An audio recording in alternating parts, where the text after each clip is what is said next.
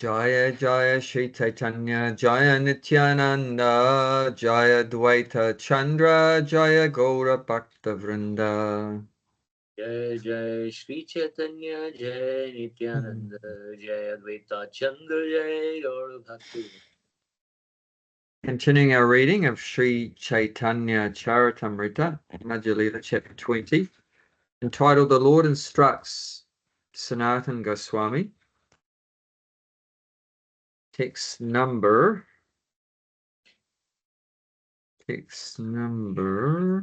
is it around 23?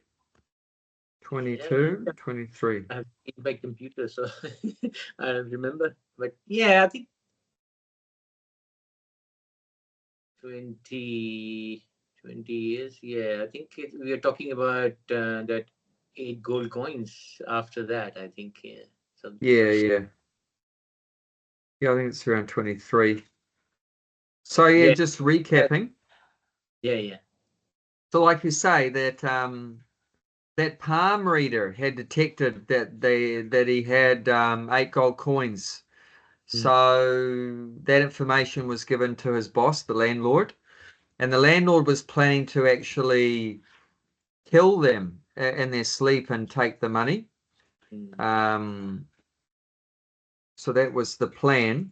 So the landlord was being unusually helpful, and mm, that immediately sent an alarm bell in his mind because, as you know, normally materialistic people are not mm, going to be so kind and wanting to help you. Normally, of course, in the material world, what we expect is that people are selfish. And because of the false ego, and everyone wants, sense gratification for their own body. And normally, people aren't going to be, so much wanting to make other people happy. However, if a materialistic person is approaching us um, to like try to help us to be happy, what we might consider is that there must be some kind of selfish motivation. There must be some motivation behind it, why they're being so nice, so kind. Maybe they want something from us, Of course, I mean, there are people that are compassionate and everything, but it's very rare. But even then, if they're not on the spiritual platform, on the material platform, like we do have welfare workers, right? We have welfare workers, and they, care for the animals or the birds or humans or whatever. Um, but the interesting thing is, and the question I'll ask you, why do they do that? Why do they do all that work, and maybe without any remuneration, any pay, to help either the animals or the birds or humans or whatever? Why do they do that? Is it completely selfless? That's the question. Is someone's welfare work on the material platform, is it completely selfless, or is there something they're getting mm. out of it? Yeah, I think probably. I mean,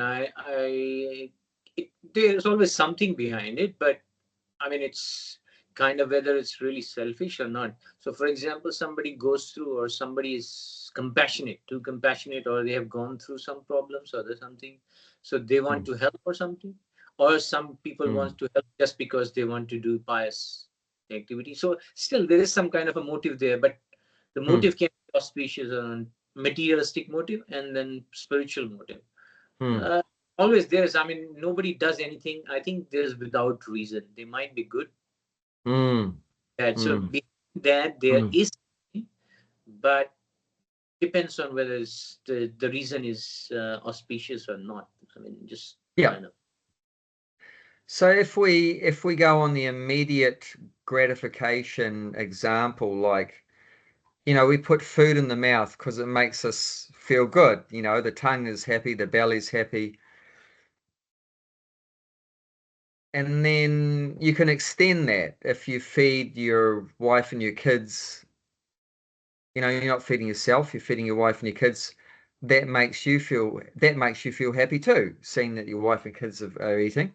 And then if you extend that further, you feed people in your suburb, your society, that makes you feel happy. So you keep extending, extending, extending. You save the whales or save some, rare bird or something like that from extinction. It makes you feel happy. You build a hospital, you help people get free from cancer or whatever. It makes you feel happy. So really, it's the same principle of sense gratification. Mm. Either immediate means I put food in my mouth or I, have a nice house to live in, nice clothes or whatever, or you're extending it. You can keep extending it further and further away. But it's the same principle that we're doing it because it makes us feel good. It makes us feel happy. And that's the principle too in like welfare activities and that why do people do it even if they don't get paid? So, but if they're not getting paid, does that mean there's no reason? But there is a reason, but it makes them feel good. It makes them feel really happy. Of course, people get happy from getting money and because they can buy things with that money. But also there's other things, of course, that Mm. make us happy, and that's if we, if people might recognize that we're feeding people, that we're helping the poor people, helping the sick people, and that recognition, distinction, adoration, all these things makes us feel good, that we're getting appreciation from others or recognition. So there's so many different, kinds of sense gratification. Some of them are very gross, like you put food in the mouth, and some of them are very subtle, like someone praises us. Oh, Mm. boy, you've done so good, feeding 1,000 people or whatever like that, and it makes you feel good, But only on the spiritual platform can it be completely selfless. Means purely to please Krishna. Even if it gives us pain. Mm. But if Krishna's happy, then we'll do it. And a good example is Bhagavad Gita. Arjuna really did not want to kill anyone there because they were his relatives, his guru, his grandfather on that battle of Kuru, etc. But he did it purely just to please Krishna. And we can see that there was no way that it was going to give any happiness to Arjuna. It's just not a good outcome for Arjuna. But simply Arjuna did it because, okay, Krishna wants me to do it, so I'll do it. So that's completely selfless. That's real service without any material motives of sense gratification. There's no material desire there that he's trying to fulfill. He did not want to do it, but he did it just to please Krishna. So, but on the material platform, you'll always find, even if someone's apparently very nice or something like that, then like this landlord, he's being very nice, giving him a nice place to sleep and providing him ingredients to cook and everything.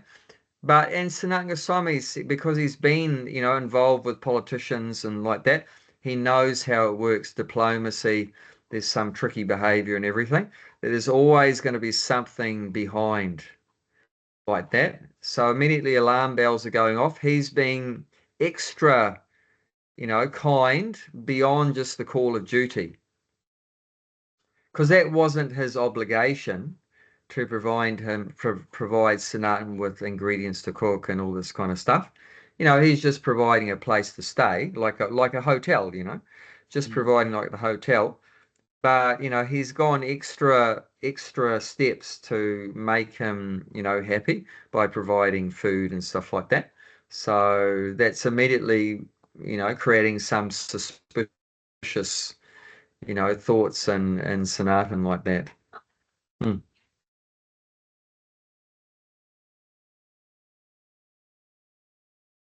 Yeah.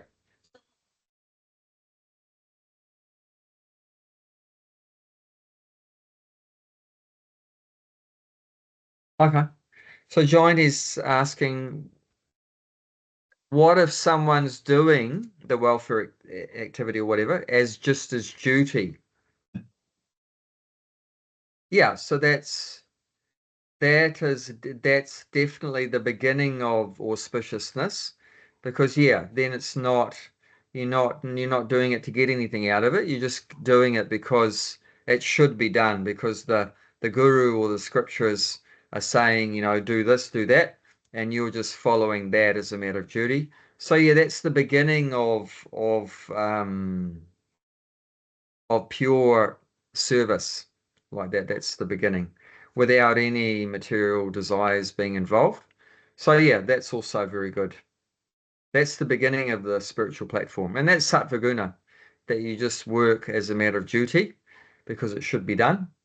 And there's many, many places in the Bhagavad Gita it talks about that principle of doing your duty.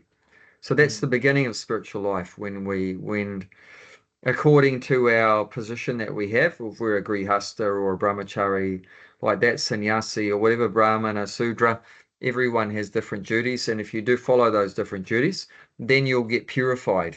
You become purified. And that's part of how you become purified. Because yeah, finally we're acting, we're working for the pleasure of the Lord, not for our pleasure. So that we're getting purified by doing that. Because for millions of lifetimes, we've just been doing things that make us feel happy, sense gratification. So finally, when we take up being obedient to the scriptures and the guru, we're getting out of that, breaking that habit of just doing things that make us feel good, make us feel happy. And for the first time, really, truly acting as a servant, truly acting as a servant. And And it's not that we don't want to take it wrongly that, well, yeah, you're working just to please God, to please Krishna, and not for yourself. So does that mean you're going to be miserable? You're going to be happy? No, it's not like that, because the way it works is when you forget about your own happiness and just try to make the Lord happy, then you truly become happy automatically as a byproduct. But you're not trying to be happy, but you automatically become happy. Because as soon as Krishna's happy, then we're part and parcel of Krishna. Then and he's satisfied by our work, by our activities, our performance of duties, and then he just drops some bliss on us. And that example's given, if you water the root of the tree, then all the leaves and the branches and the fruits will automatically become satisfied. If you put the example is that if you put food in the stomach, then automatically the hands and the legs and the head, everything gets the food. So like that, if we give some service to the source of everything, then all the other extremities will automatically get sorted. So that was a good question, Jayanti. Thank you. Does that make sense? You want to say anything about that, Narendra? No, um, yeah, I think that's true. I mean, I was thinking that that when you say then when you don't think about yourself, the I is totally dissolved. Then you Yeah, are able to do, then the ahankara is gone, the false ego is gone, correct. and you don't separate from anybody else, and then you see everyone as yourself. That's what I mean.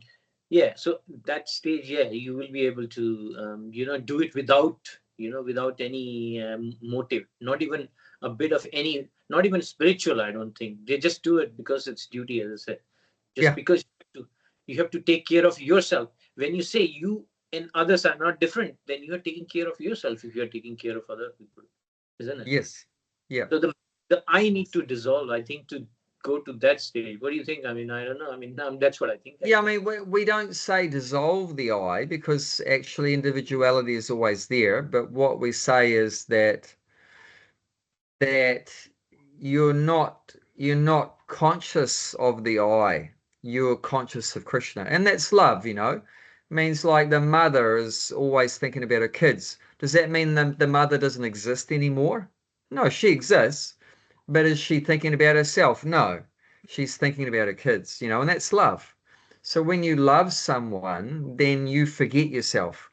Hmm. It's not that we're dissolved and we don't exist, because then the relationship is gone. If we do dissolve, then then if there's no ego, it means you don't exist anymore, then there's no relationship. So what we say is, we don't say get rid of the ego, we say get rid of the false ego. Mm. So ahanka is the false ego, but we're not actually getting rid of the aham. Mm. The aham is always there, the I. But I, the true I, the true ego is I am the servant of Krishna. Or Yeah. even if you want to be more specific, more detailed, it's not even I am the servant of Krishna. It's I am the servant of the servant of the servant of the servant of Krishna. So that's the real ego. So that we don't want to get rid of that. If you get rid of that, then that's also not the reality. Because as we read in the Bhagavad Gita, the soul is indestructible. In the second chapter, it's indestructible. You can't burn the soul, you can't drown the soul, you can't cut it up into pieces like that, you can't divide it. It's you can't cut it with any weapons or anything like that. So it's invincible, eternal. Krishna says in so many words that the soul is eternal and it can't be destroyed.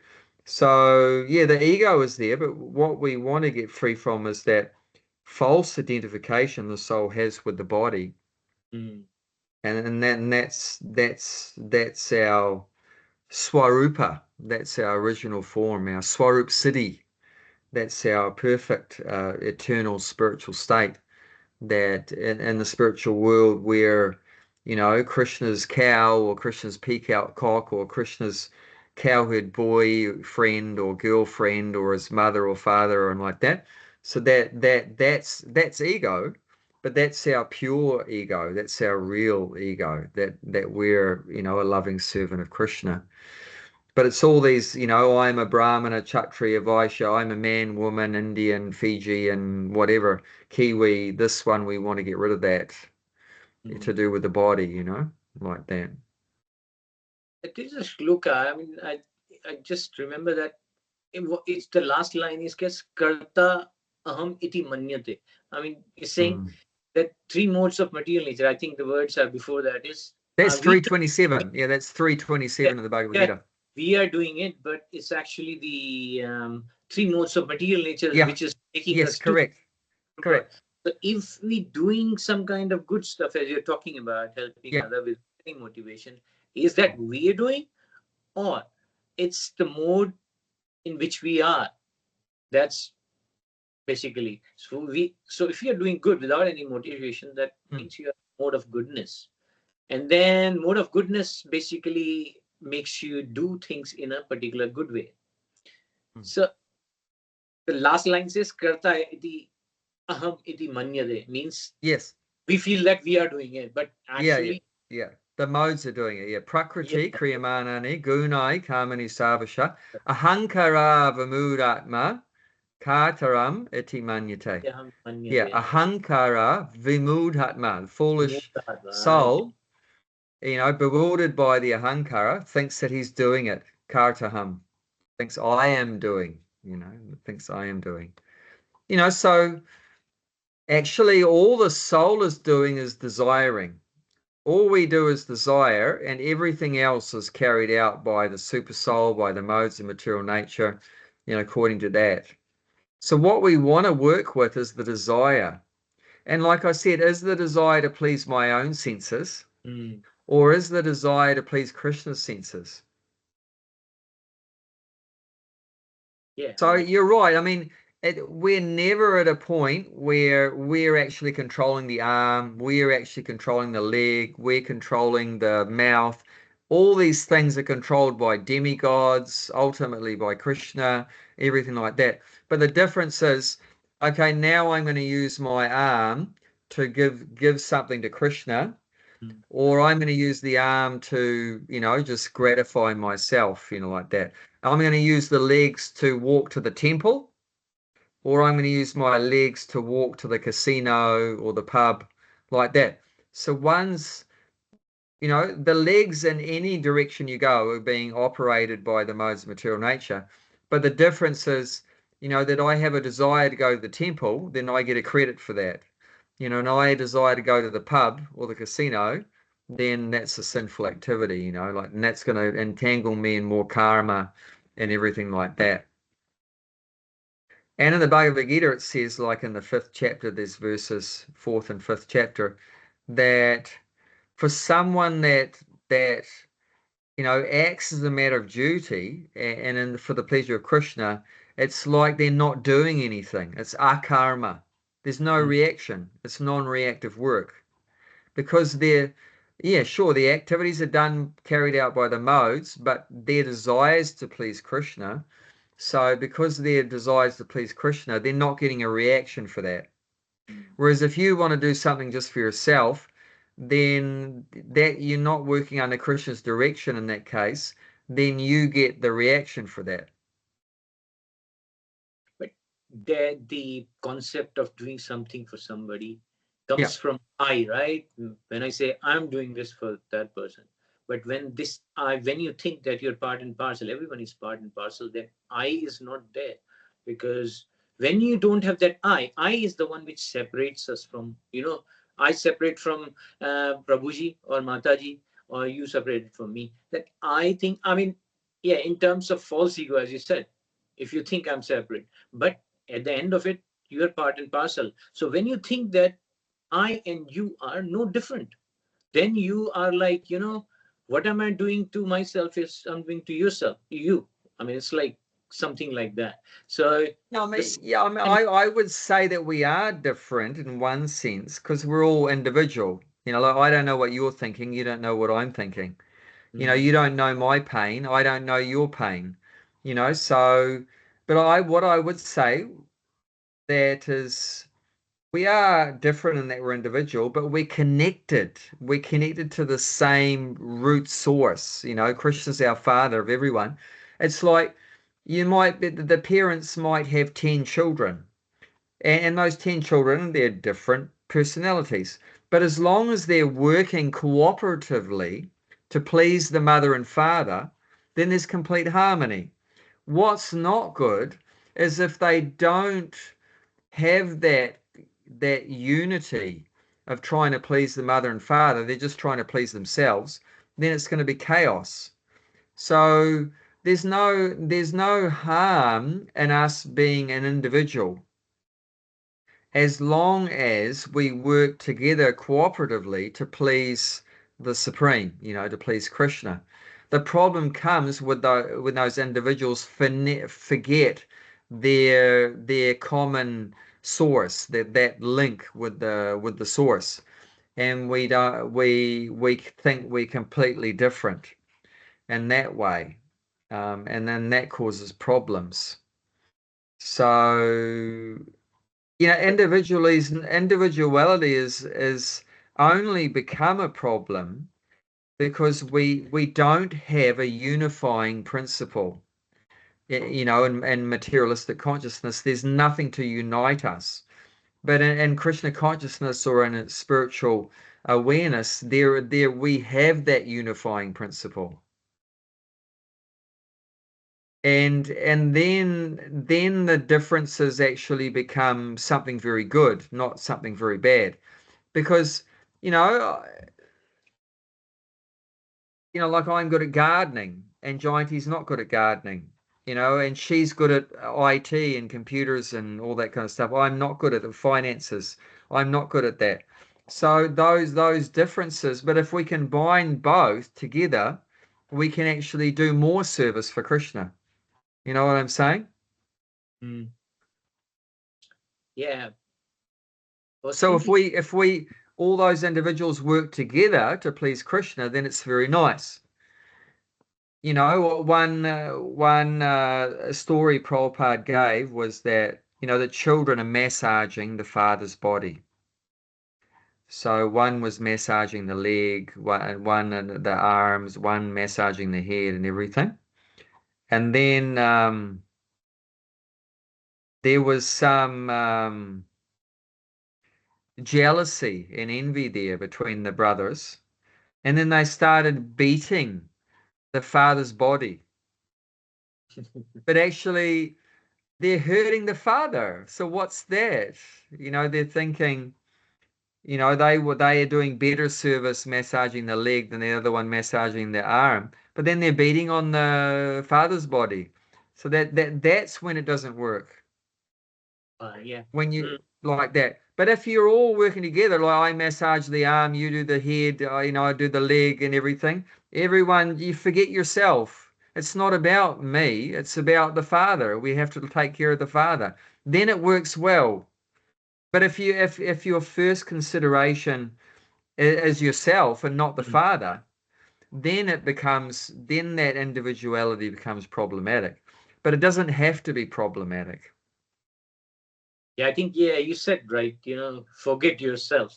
That's the point. I mean, yeah, that's Yeah. the line, I guess, because But we don't want to annihilate the self because then bhakti is gone. There's no service. If I become one with you, you become one with me, then there's no relationship. You know what I'm saying? this relationship, I mean, what I'm trying to say, when we talk about jealousy, you talked about jealousy or anything, Yeah. comparison, that kind of comes from if you think you are separate from the other person. But yes, bodily, physical, and subtle body, we are different. But Yeah. core, the the atma is similar. The nature of, as Bhagavad Gita, Krishna says that Yeah. we are the same. At the background, we are same because we have a temporary body, Mm. whether it's a gross body or subtle body. But Yeah. if you have that view, I'm not saying destroy everything, but Yeah. the paradigm need to shift that, Mm. because that's where when I say I and you, then I'm comparing, start comparing, jealousy and everything comes into picture. But when Mm. you see that I and you are the same thing, and there's nothing, I mean, then you feel like, bodily Mm. differences are there, that's it. But it's Mm. temporary differences, it's not the same. So those, Mm. all these emotions, all those things, jealousy, greed, comparison, Mm. comes when Yeah.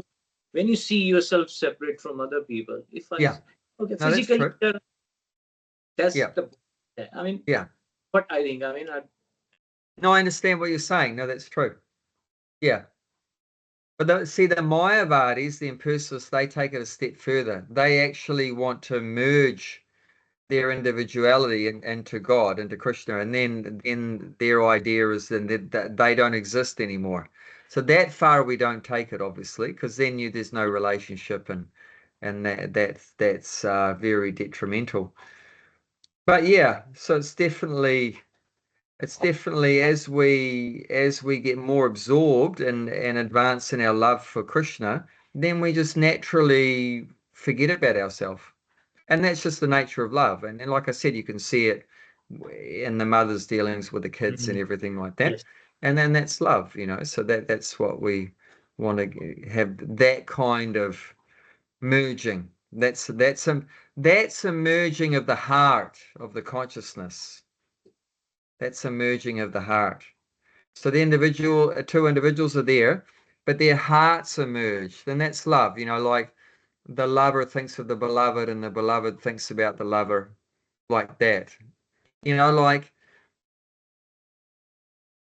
is Krishna thinking about himself? No, Krishna's thinking about his devotee. And is the devotee thinking about himself? No, the devotee's thinking about Krishna. So that's real merging. That's the kind of merging you can get in a loving relationship. That nobody's thinking about themselves. Everyone's thinking about the person that they love. That's real oneness. When you talk about real oneness, that's what it is. Two individuals, but neither of them are thinking about themselves. Both of them are thinking about each other. And that's real alignment, real oneness like that. And that's beautiful. But the Mayavadi idea is that there's two, and then the two become one, and there's no more two. And that's tragic because then there's no relationship anymore like that. Mm, yeah. Yeah. Basically, I think what they are trying to do, they physically merge or what is? I mean, physically can't. I don't see how somebody can merge No, I into. mean, no, they know the body dies and everything like that. I Yeah, I mean, think and the what. body does merge. The body does merge because when the body dies, the earth goes back to the pool of earth, and the water goes back to the water, and the fire goes back to the fire, the air back to the air. So it all gets, the body elements get merged into the, universal soup of elements. But their idea is then the soul will merge into the Brahma Jyoti, into the spiritual light. That's their idea. I think in Bhagavatam somewhere, I don't remember, correct me if I'm wrong, it says that when the universe is destroyed, where does the soul go? They go back into the Mahavishnu or somebody. Mahavishnu, yep. Yep. Yes. So it's basically what we are saying is that it goes back to the source. So part of Yep. that. Just, Yep. so it's like we are, Bhagavad Gita says, so we are merging into God itself. I mean, whether it's Brahma Jyoti, but I mean, in terms of what No, I well, did, actually, even there, the souls are kept within Mahavishnu, but they don't actually become Mahavishnu, but they're kept within. It's like, it's like the child is within the mother's womb, but the child and the mother are still separate. But the child's body is inside the mother's body, but the child is still there. The individual child is still there. You know what I'm saying? So you can still have, the living entity is within the Lord, but still there's the individual, still there's the Lord. They haven't become one. But the Mayavadis, they want that, they have a false idea that they can actually become God, become one with God like that. And that's just, yeah, correct. I tell everything. Next time when he exhales, They come out again. They come out when he exhales. And it's not that when he inhaled and they went into him, then they became him. That doesn't happen. They're still, I know, but the point is they still remain there as an individual soul inside of his body. An example I gave is just like the embryo is inside the mother, and they still remain individuals. yeah, I mean, yeah, it's like Yeah, it's not a liberation. it's like going temporarily in there, and then when the universe is recreated, so the same process. Then they basically, depending on your whether you have qualified or not, probably. What Yeah. about so they people who have qualified, so real devotee, do they don't come back? They stay there, or it's kind of a part of spiritual world, right? No. They if they don't get liberated, means qualified to go back to Godhead before the universe is annihilated, They will then go they'll back. enter into the body of Mahavishnu, and then they'll be in a kind of yoga nidra. It means like a kind of spiritual slumber.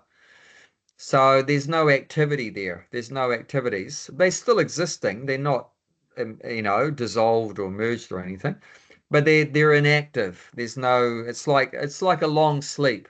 Just like you go to bed at night for 8 hours, you're knocked out.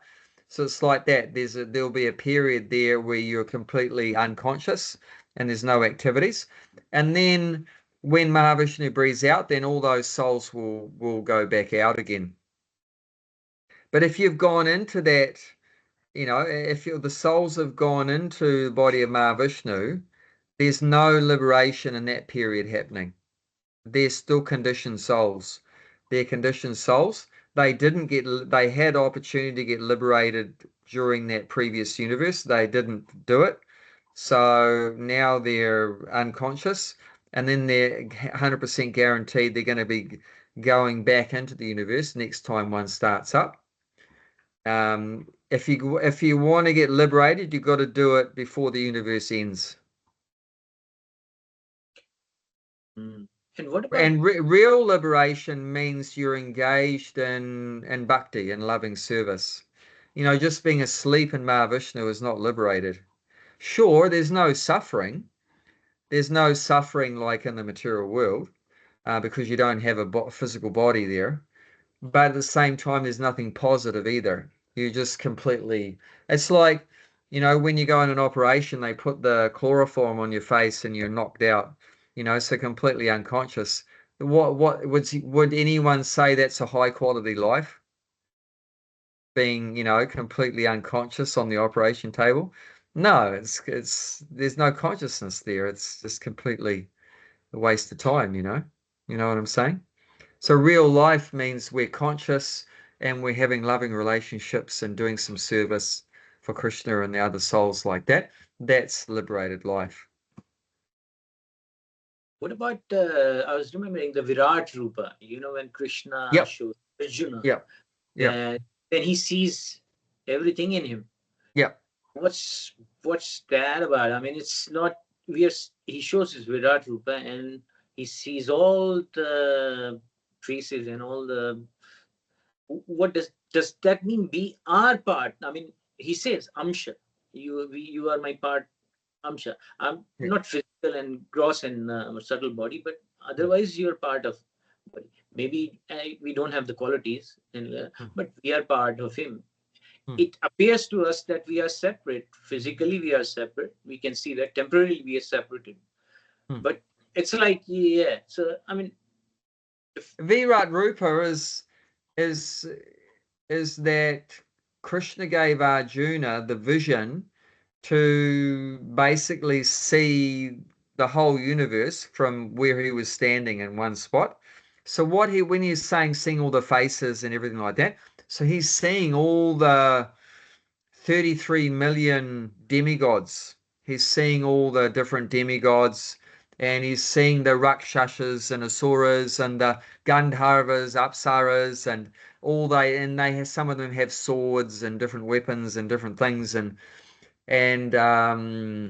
he could see the annihilation taking place and creation and all the different things that are going on. So he could see all of that. So obviously a big overload. So he's seeing all the whole universe going on. So that's the Virat Rupa, like that, all these different things going on in the universe. And that's one you could say feature of Krishna, that this universe is all these unlimited universes are within sight of Krishna. So you could say that's one rupa, one form of Krishna. Of course, that's not his real form. It's not his original form. It's just a temporary display, this material energy. But it is Krishna's energy, but it's not his original form. This is just the universe is just a temporary form. But you could say it's one form of Krishna. But it's mentioned that pure devotees, they do not concentrate on the Vishvarupa because it's just a material display. It's not attractive, not interesting for a devotee. And you'll see in that 11th chapter in the Bhagavad Gita that Arjuna was actually disturbed by seeing that Vishvarupa, and he asked Krishna, "Can you please show me your original form again?" And then Arjuna actually didn't enjoy seeing that Vishvarupa. He just wanted to see the two-handed form of Krishna like that. So it's not really desirable for devotees to see that. yeah, Why yeah, Krishna displayed that? See, Krishna it's very important that he did display that Vishvarupa, because Krishna knows in future you'll get people that saying, I'm God, you worship me. Then what should be done is that you ask that person that says they're God, you show me your Vishvarupa. And obviously no one can do that. So this is like, you could say, one test you can use. If someone says that they're God, well, okay, you show me that, because Krishna did show the Vishvarupa. So he's proving that he's God. I mean, no one else has that power to display the whole universe in one spot. So that was the importance of that. Actually, a devotee has no interest to see the universe, any part of it or all of it.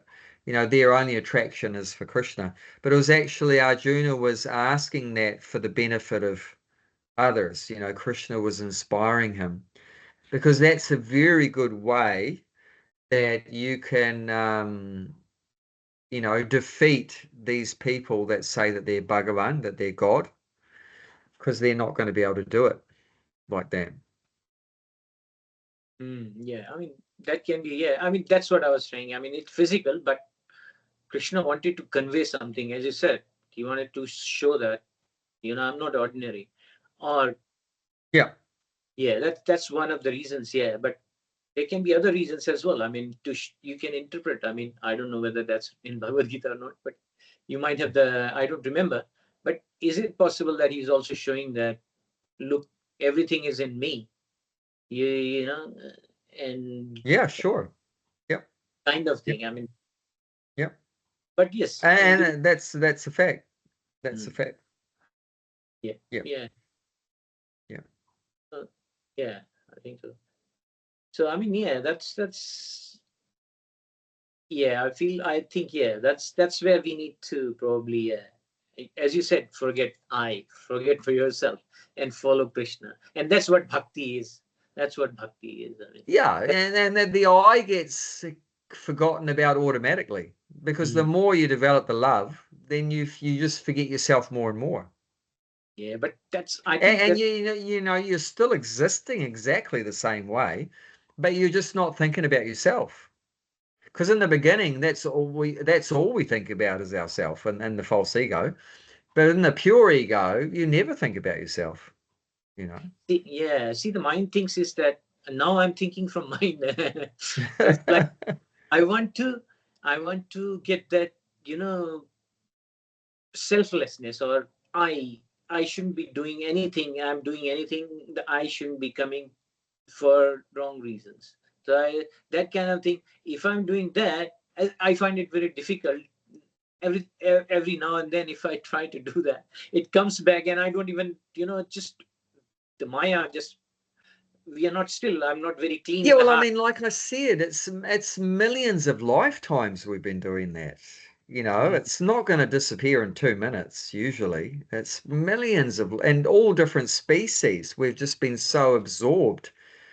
I'm a cat, I'm a dog, I'm a human, I'm an Indian, I'm an Aussie, I'm a Kiwi. So this has been the same, egocentric thing has been carried with us for so long. So that's not going to evaporate, in 2 seconds. However, the process of bhakti is very powerful. And if we get absorbed in it, then yeah, we can, make rapid progress. Yeah, I think And the eye's always going to be there. And it's like, I'm going to make a nice meal for myself. Okay. So I is there. And then you can say, I want to make a nice meal for Krishna. So I is there in both cases. But when you say, I want to make a meal for myself, that's false ego. And you say, I want to make something nice for Krishna, that's pure ego. It's not, there's nothing wrong with, I want to make something nice for Krishna. That's perfect. You don't want to get rid of that I. That's the that I that's the siddha. That's perfect. That's the perfect use of the I. I want to make a mala for Krishna. I want to make a beautiful temple for Krishna. That's perfect, that I. There's nothing wrong with that. We've only stuffed up with the I when it's centered around ourselves, I want to make a beautiful house for myself, like that. I want to make money for myself or whatever. I want to make money for Krishna. There's nothing wrong with that. That's perfect use of I. So it's just that sense of identity. What are we doing with that? Is it for our own, we're the center, or Krishna's the center of that identity? And I That's the think, thing. yeah, that's true. I mean, that's the reason we are here, because of the false ego, because of the desire to enjoy. I want to enjoy this. That's why we are here. And then that's the thing. That's what has put us in samsara. So if we get that false ego somehow, but yeah, I mean, bhakti is there. Yes, whatever. I mean, today I'm thinking about this because I've been because of the process of bhakti rather than anything else, right? It's because, but it's. Do you think it's wrong to just think about that? Yeah, if you think about that separation, that false ego, I need to get rid of that. But keep doing your bhakti, but you need to put an effort in cultivating that, because it's basically kind of in our subconscious mind, as you're saying, from many lives, it's there to get rid of that. Keep doing bhakti, but inquire as well, actively saying, okay, one thing is you just do bhakti and don't worry, things will happen. But with bhakti, if you just inquire, figure out that that it's false ego, I'm doing it for myself, I shouldn't be doing it, or what's the motive behind. So I think that I would say what you're saying is correct. You need to do both side by side. You do your chanting and your reading and everything, and then if you see the false ego pop its head up, then you got to bash it. Then you have to whack that one. And like Bhaktisiddhanta Saraswati, Prabhupada's guru, said, every morning I beat my mind 100 times with shoes, and every evening I beat it 100 times with a broomstick. See, the mind and the false ego, ahankara, are working together. They're very closely connected, the mind and the false ego. So yeah, if you see the false ego pop its head up, then you give it a beating like that. So it means you have to chastise the mind like that with your intelligence. So you actually, Krishna consciousness means your buddhi, your intelligence is waking up, is getting stronger. Because previously the mind is more stronger than the intelligence, and the soul is completely sleeping in Maya. But as the soul wakes up, then the intelligence gets the strength to be able to suppress the mind and the false ego like that. So if you detect that, oh, I'm doing this just to gratify myself, it's not connected with Krishna's happiness, then you can, shut that one down before it gets any further. So that's good, side by side. But that by itself is not enough, because the mind and false ego is very powerful. Therefore, we need the bhakti, the chanting and the hearing about Krishna will give us the spiritual power to be able to control the mind and the false ego by itself. Because there's great thinkers, we call them Munis, Gyanis, and they fail. They all fail because Maya is so much more powerful than our small mental intellectual power or whatever like that. So yeah, without Krishna's help, it's not possible. But yeah, with Krishna's help, if we chant, if we hear the Shastra and everything, then we get the strength to be able to, yes, okay, now you false ego, you're not going to let you operate like that anymore, like that. So yeah, I would say you're correct. Side by side, you have to do both. I think when we talked about that, being aware of your mind, so when you say, when you're aware, when you should be aware of your mind, so one condition is when mind is controlling everything. The actual self, the atma, is not aware of what mind is doing it. And there is a point when you do bhakti or you're doing japa for God's grace, you're able to separate it. It's a tool, mind is tool kind of thing. And then you are able to control it, and you can feel you are the real consciousness, or the real atma is aware of, I'm getting angry, I'm getting jealous, I'm getting this and that. So that awareness and then mindfulness aside. But I think what I've experienced, as you said, and I said, because of bhakti, I've been able to do a little bit of that. Then I'm aware of things happening. You can see you're getting angry. You can see other people if they are talking. You can see much more than before. Before I just take value. Now you can see through a little bit. I'm not saying that I can see, but I can see through. So it has enabled me to see how actual things are, not Yeah. mind just constantly. You're just mind is the controller. It's just Yeah. controlling. They're all just material stuff because Yeah. mind is a tool. I think it's to be aware of what mind is doing is Yeah. controlling basic mind, right? Yeah. Yeah. And then you could even take it a step further and understand, just like you have a material body and a spiritual body, right? Mm, That the soul has a form, right? Which is inside this physical form. And the same way, you have a material mind, which is not good. mm, And then you have a spiritual mind. And then you have material intelligence, and then you have spiritual intelligence. So mm, actually, all these perverted things, the material body, material mind, material intelligence, material false ego, there is a original spiritual counterpart from which mm, now all these things are there in the spiritual world, but here it's all perverted.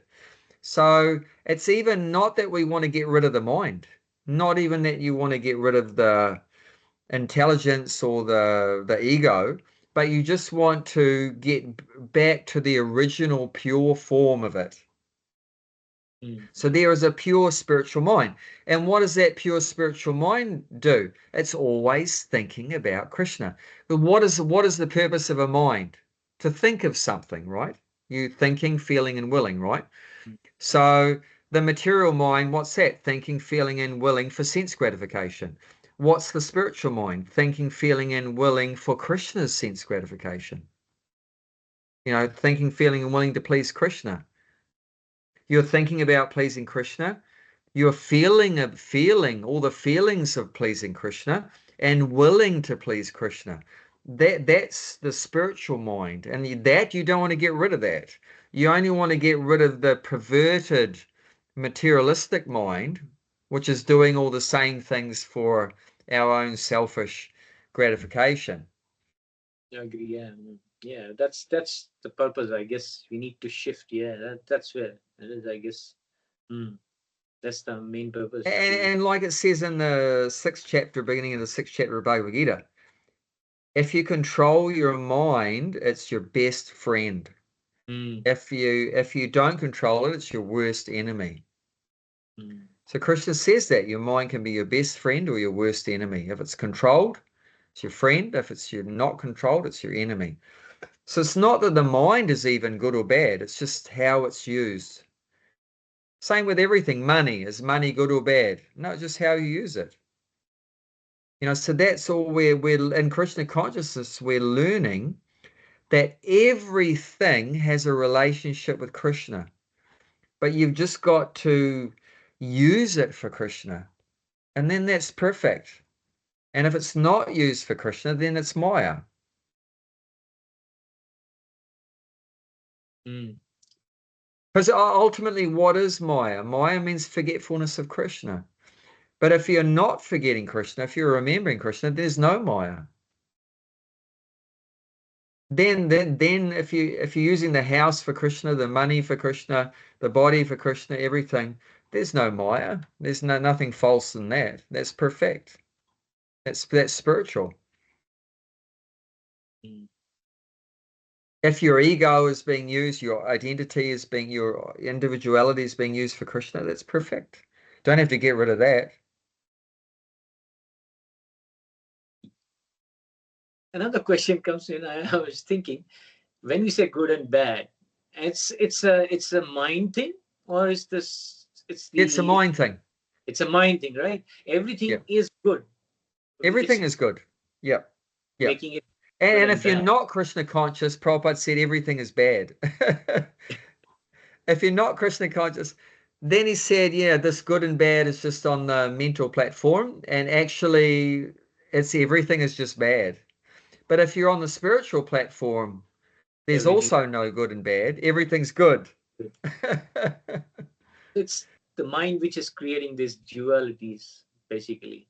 Mm, Yeah, yeah, yeah. yeah. Mm, Because the devotee knows that this so-called bad situation, it's also, being arranged by Krishna under the control of Krishna. So it's good because Krishna's good. So whatever he's arranging, I was in a car accident, and we're thinking it's bad, but we know that Krishna is behind the car accident. So then there's something good there. We might not know what it is, but we accept that ultimately it's for my best interests, because we know that Krishna's, arranging it, controlling it, whatever like that. So from a devotee's point of view, everything is good. And from a materialistic point, they say it's good or bad, but it's actually all bad because it's all in Maya and it's just cycle of birth and death, samsara, like that. Oh, I made a lot of money today. That's very good. No, it's bad because it's entangling them more in Maya, So yeah. Mhm. Yeah. Okay, Let's get we've already Perfect. run out of time, but that's all right. We'll read a verse or two. All right, yeah. Okay, let's read 23. Yeah. E buna kene more samana karila eta chinti sanatana ishane puchila. As a former minister for the Nawab, Sanatan could certainly understand diplomacy. He therefore thought, why is this landlord offering me such respect? Thinking in this way, he questioned his servant, whose name was Ishana. Ishana. Yeah. Okay, next one. Yeah. Sanatan asked his servant, Ishan, I think you have some valuable things with you. Ishan replied, yes, I have 7 gold coins. Hearing this, Sanatan Goswami chastised his servant, saying, why have you brought this death knell with you? Yeah, so that's interesting. Why is he saying that him carrying money is the cause of death? And that's a fact, in the material world, money can be a cause of so much problems and suffering. If you have money, there's always going to be people wanting to steal it, try to get it from you, even like that. And even today, I was talking with this old guy, 75 or something like that.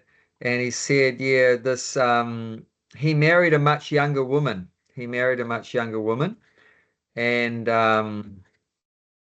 ultimately, the relationship broke up, and she was so determined to get as much money as she could out of him. So she took more than $250,000 from him in their breakup of their marriage or whatever it was, took that money. And, so if we have money, because she was seeing he's quite rich, he's got a lot of property and so many things and like that. Otherwise, why would a young woman marry an older man? Because they just want the money, So we're actually attracting so many problems having that money. People always planning how to get that money from us. Even they might, like in this case, they were prepared to kill him to get the money like that. So it can be a cause of so many dangerous situations. So that's what he's pointing out here.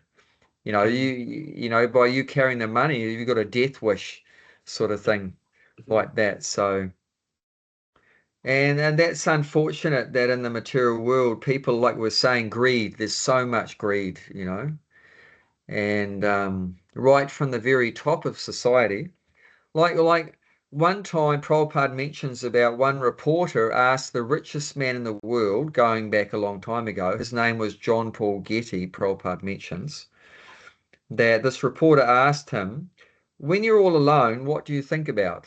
And the richest man in the world, Getty, said, "I think about how to make more money." So right from the top of society, you've got these greedy people. They're just always thinking about money. And it just creates so many problems if we're greedy for it. Like I said, nothing's fundamentally bad. If you had all that money, you could use it to feed people or, make temples and print Bhagavad Gitas and things like that. But if you misuse it like that, then it's very detrimental, very destructive. And then envy comes and jealousy comes and it brings a whole lot of other things. Pride, pride is so bad. When you think we're better than others, Yeah. and money makes that happen. You think you got a better house, a better car, a beautiful wife, and you think you're better than others, and you have material possessions and you think you're better than others. And the problem with pride is then often comes with that is abusive, exploitative behavior. As soon as you think you're better than someone else, then you push them down and you're abusing and exploiting. And we have, obviously, in modern society, so much exploitation is terrible. The exploitation of people, and not just people, but animals. We set up a slaughterhouse, exploiting the animals and, exploiting so many things. And then we have children are exploited, like that. And it's crazy, the abortions, they kill the child in the womb and like that and child pornography and so many things, just so much exploitation. And it's all because of all this greed and the pride and everything. It's all going together. The false ego, like I said, working with the mind. And all these things are in the mind, materialistic mind. Pride, greed, lust, envy, it's all in the mind. And that's working together with this false ego that I am this body and we have to enjoy. So then all that they're surrounded, that false ego is surrounded by all these different feelings in the mind that I'm better than you and I want more than you and all this kind of stuff.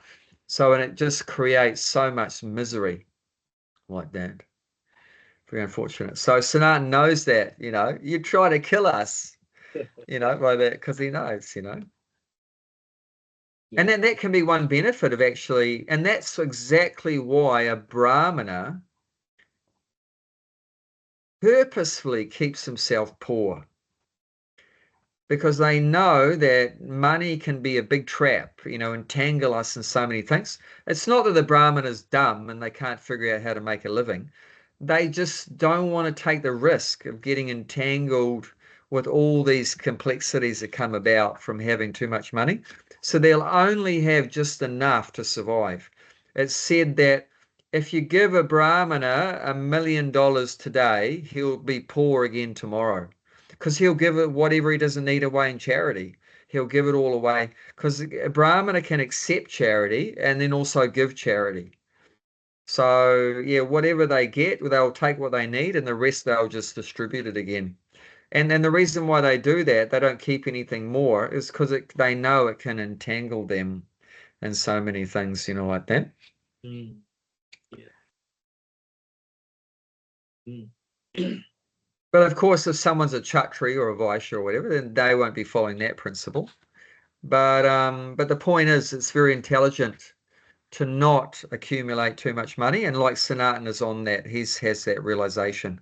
You got too much money, then some other low class person is going to try to get it from you, and then your life is just screwed up. So we just have to be very careful. And Prabhupada had that very good policy that whatever money that they accumulated in ISKCON, 50% would be used for temple construction and 50% for book publication. So in that way, the money would immediately get utilized for some, for Krishna's purposes, and there would be nothing kept which could cause problems like devotees, fighting over it and so forth like that. Prabhupada's guru, and he learned quite a lot, I think, from what happened with Prabhupada's guru, Bhaktisiddhanta Saraswati, because and he was in charge of the Gaudiya Math, that was his name of his guru's organization. So the Gaudiya Math got donated, a beautiful marble temple in Kolkata. And after that temple was there, Bhaktisiddhanta Saraswati was lamenting that I wish we could sell the marble and print books. Because what was happening was that he found his disciples were fighting over, I want this room. No, no, no, no. I want this room. So, they're fighting over the stupid, which is going to have the best room in the temple, for his office or whatever like that. So pathetic. just fighting over some stupid material facilities, just creating quarrel and everything like that. And he said, yeah, I wish we could just sell it all and make books. So yeah, the point is we just have to be very careful dealing with material facilities because you can easily get entangled by Mm. those things. Certainly. I mean, yeah, the money can make you, it's kind of addiction. Yeah, it, even if you look at, as you said, the greed. I mean, what's the point of greed? I mean, why somebody is greedy? I mean, it's because they want sense gratification. It's either gross or subtle. Mm. Once you are not able to enjoy gross, then it's at subtle level. Mind level Mm. kind of thing. But yes, as I think Bhagavatam says, Kali is where the gold is, the money is. Yeah. Where the Yeah, trouble. And you can see the example of people who won lotteries. Most of them, they are in worse condition than they were because yeah, they so much money just creates so much havoc in their life. yeah, So exactly. that's a direct example of once you get something and just life which was peaceful or maybe was okay, and then you get something and then everyone is after you. The police, Yeah, relatives, and everything, and and yeah, everyone. So it's that's where I mean, if you want to collect more than what you need, then you're inviting problems. mm, But as you yeah, said, I mean, we have to have just enough to maintain this body, I guess, because yeah, without this body we can't realize what we can, but utilize it properly, I guess. But yeah. Just enough. You mm, can't, if you have two less than what you need, but you'll die. And two more than what you need, you'll also die. it's You know, just not. like Prabhupada said, the disease that comes with eating too much is diabetes. And there's a disease that comes with eating too less, and that's tuberculosis. Prabhupada mentions that. So yeah, if you eat too much, you'll die. And if you eat too less, you'll die. So you just the right amount. So everything, just enough. Not too much, not too less. And and the scriptures say human life is like a razor's edge. Mm, Just like the man has to be very careful when shaving or you'll cut yourself. So also we need to be very, conscious, very aware in everything we do, because you're dealing with a material energy. You have to be very careful. Too much, too less, you're going to go off track, you're going to run into problems. So you're just dealing with everything very carefully. And like we were saying about, Prabhupada said, first become conscious, then become Krishna conscious. So yeah, and conscious means knowledge, means mode of goodness. So yeah, becoming to the mode of goodness is very important. mm, We need to have knowledge about everything before we act. We have considered everything. We have the knowledge of what to do, what not to do, how much, like that, when, how much, everything. So we need this knowledge to know how to deal with the material energy. Otherwise, we'll never reach Krishna consciousness. Mm. that was good. Well, that was an interesting discussion today. Yeah, That no, was good. that's good. About the Yeah, about the false ego and everything. It's good. yeah, There's a yeah. That was good. Yeah, that's very good. Yeah, yeah. Just yeah. I wanted to understand what's going on. I mean, yeah, that's one of the problems. That's yeah. why we. Anyway, I think. Yeah, I mean these are so fundamental, and I keep telling devotees as well, we shouldn't just go straight to the high stuff, Radha and Krishna's Leela with the gopis and Rasa Leela and everything. But these things are so important, understanding about the false ego and how it works in the mind and everything. Because even I've seen, even like devotees can get just completely trapped, in Maya and then not realize it. I think, I'm a manager or I'm a sannyasi or I'm a guru and all this, but that's Mm, also can become false ego also. And you think you're better than other devotees and blah, blah, blah. And I've seen so many traps, to yeah, falling into, and they know all the slokas and verses and the rasa pastimes and everything, but they're just stuck in the false ego. I'm the pujari, I'm the brahmana and everything, and you get puffed up and proud and everything like that. But it's just the worst thing to do, you know. See, you see, we already got the false ego and the mind with us before we come to the spiritual organization. But if you're not careful, all you do, you carry your same false ego and everything into the spiritual organization. But Yeah. actually, what we're supposed to do is leave it behind. But we Yes. carry it in.